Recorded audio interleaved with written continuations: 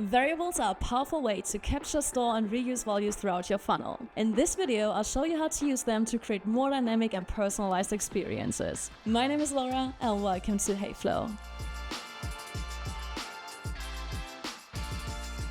You can set up variables for any info block. Simply click on a block, open its settings, and scroll down to labels and variables. From here, you can quickly insert your variable name. Now let's put that into action. For our first example, we'll take a look at personalization. You can use variables in any text or headline block. Just type @ and select the variable from the list. This also works on lists, checklists, and other content blocks. It's a small detail but makes a big difference. Personalization helps build trust, improve conversion rates, and make your funnel feel more human. And it works with any input, from names and company details to individual preferences.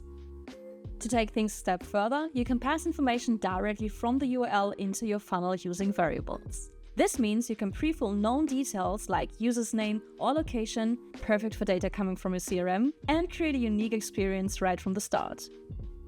Another powerful feature is URL redirection from your funnel with variable parameters. This allows you to send collected data, like names or email addresses, to another page. For example, you can redirect users to a personalized thank you page or a booking calendar, without asking them to enter the same information again.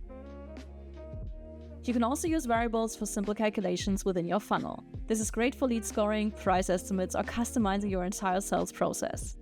Assign points to answers, calculate scores, or use inputs to generate dynamic results. Just define your variables, set up the logic, and let Heyflow handle the rest. Congratulations! Now you know many ways to personalize your funnels with variables in Heyflow. For more information on this topic, visit our Help Center or check out other videos. Happy building!